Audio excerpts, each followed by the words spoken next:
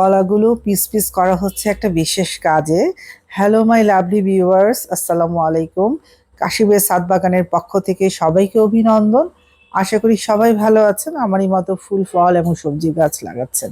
এইবার শীতে কার কার ছাদ বাগানে স্ট্রবেরি চাষ করেছেন জানি না, কমেন্ট বক্সে অবশ্যই জানাবেন।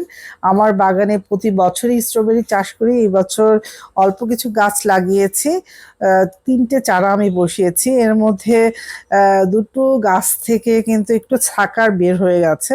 সেই ছাকারগুলোই আমি চারা করব। কিভাবে আমি চারা তৈরি করছি সেটাই আমি আপনাদেরকে দেখাবো। আর স্ট্রবেরি গাছে কি দিলে স্ট্রবেরি বেশি বেশি করে আপনার বাগানে হবে, যারা চাষ করতে চাচ্ছেন সেটা নিয়েও থাকছে আজকের পর্ব। কলাগুলো মূলত কেটেছি স্ট্রবেরি চারা বসাবো বলে। স্ট্রবেরি চারা বসানোর কিন্তু একটা বিশেষ নিয়ম আছে। যারা যারা সাকার থেকে চারা তৈরি করতে চাচ্ছেন জানেন না, তাদের জন্য আজকের এই ভিডিওটা খুব ভালো একটা উপকারী ভিডিও হতে চলেছে। সেই জন্য বলছি পুরোটা দেখার অনুরোধ রইল। ভিডিওটা স্কিপ না করে না টেনে পুরোটা ভিডিওটা দেখার অনুরোধ রইল আপনাদের প্রতি। আর এই যে ছোট ছোট ওয়ান টাইমের কাপগুলোতে আমি মাটি ভরছি, এখানে আর কিছুই না, ভার্মি কম্পোস্ট আর বাগানে সাধারণ মাটি দিয়েছে। এই সাধারণ মাটি আর ভার্মি কম্পোস্ট দিয়ে মিশ্রিত মাটিতেই আমি এই স্ট্রবেরি সাকার থেকে চারা করব। এই যে কলার পিসগুলো আমি দিয়েছি, এই কলার পিসগুলো একটু ছিদ্র করে নিয়েছি। ছিদ্র করে নিয়ে ছিদ্রর মাঝখানে স্ট্রবেরির বাটটা আমি বসিয়ে দিয়েছি, দিয়ে এর উপরে হালকা করে মাটি দিয়েছি, আর কিচ্ছু না। এই মাটির সাথে চারা তৈরি করার জন্য শুধুমাত্র কোকোপিট দিতে পারেন আপনারা, অথবা বাগানের সাধারণ মাটি, এর সাথে আপনারা একটু ভার্মি কম্পোস্ট মিশিয়ে চারাটা তৈরি করুন। খুব সুন্দর চারা হবে। এই যে কলাটা পিস পিস করেছি, কলাটার মাঝখানে কিন্তু আমি একটু ছিদ্র করে নিয়েছি হাত দিয়ে, সুন্দর করে আঙুল দিয়ে, যেহেতু পাকা কলা ইজিলি ছিদ্র হয়ে যাচ্ছে, করে এই ছিদ্রর মাঝখানে বাটটা বসিয়ে দিয়ে আলতো হাতে উপর থেকে আমি মাটি ছড়িয়ে দিলাম। এভাবেই হয়ে যাবে স্ট্রবেরি চারা।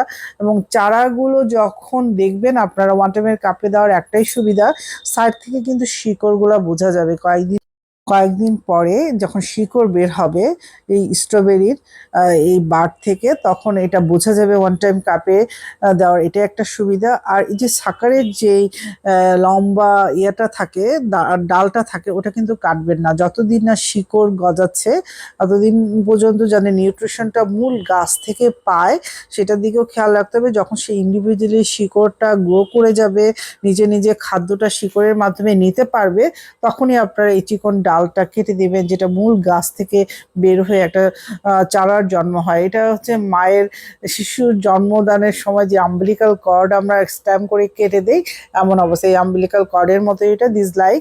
এটা সুন্দর করে কেটে দিবেন, যখন সেটা চারাটা নিজের মতো করে সার্ভাইভ করতে পারবে শিকড় গজিয়ে। আর স্ট্রবেরি চাষের ক্ষেত্রে একটা বিশেষ যত্ন অবশ্যই নিতে হয়। সেটা হলো স্ট্রবেরি কিন্তু স্লোলি খাবার গ্রহণ করে মাটি থেকে।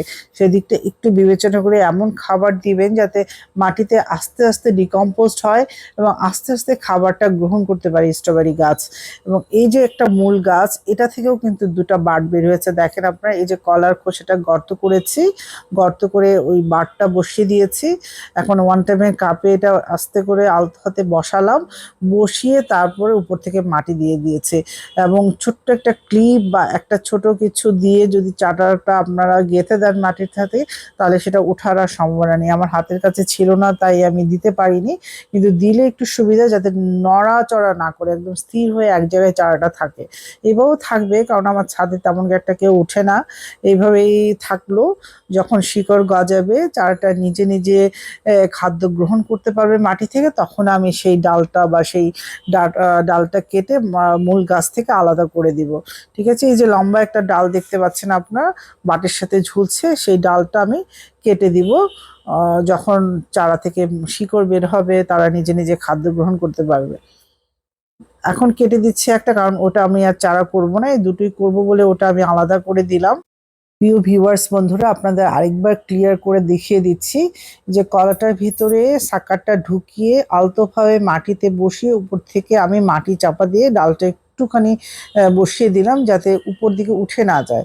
একটু ক্লিপ থাকতে দিলে সুবিধা হতো, চারাটা আর নড়াচড়া করতো না, ইজিলি সে এক জায়গায় বসে শিকড় গজিয়ে যেত। এখনও নড়বে না, আমি এটা টবের উপরে বসিয়ে দিব।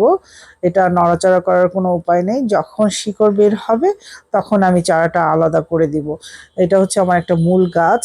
এই মূল গাছ থেকে যখন এটা আলাদা করব তখন এই গাছের যত্ন করব। এমনি আমার আরেকটা গাছ আছে, সেই গাছটার যত্ন আমি কি করে করি এখন সেটা আমি আপনাদের দেখাবো। কারণ ফেব্রুয়ারি মাসেই কিন্তু ফুল চলে আসবে। আজকে ফেব্রুয়ারি মাসের 2 তারিখ। অবশ্যই এর মধ্যে আপনাদের স্ট্রবেরি গাছে যে যার ছাদ বাগানে অলরেডি কারো বাগানে চলে এসছে, আমার বাগানে এখনো আসেনি, আমি একটু দেরিতে বসিয়েছি চারাটা। আশা করি এসে যাবে সপ্তাহখানেকের মধ্যে, ফেব্রুয়ারি বা ফেব্রুয়ারি মাঝামাঝির মধ্যে।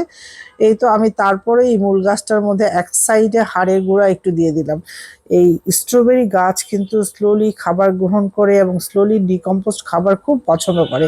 এই জন্য হাড়ের গুঁড়োটা মাটির সাথে একটু মিশিয়ে রাখবেন সব সময়, কারণ এই আস্তে আস্তে এটা ডিকম্পোজ হতে থাকে, মাটির সাথে খাবার তৈরি করে এবং স্ট্রবেরি স্লোলি সেই খাবারটা গ্রহণ করে। আর সাথে তো অবশ্যই ভার্মি কম্পোস্ট আর গোবর সার দেবেন। স্ট্রবেরি চাষের জন্য এই দুটো ছাড়া আর তেমন কিছুই লাগে না। আজ এই দিয়ে শেষ করবো পর্বটি। সবাই ভালো থাকবেন, আমার জন্য দোয়া করবেন।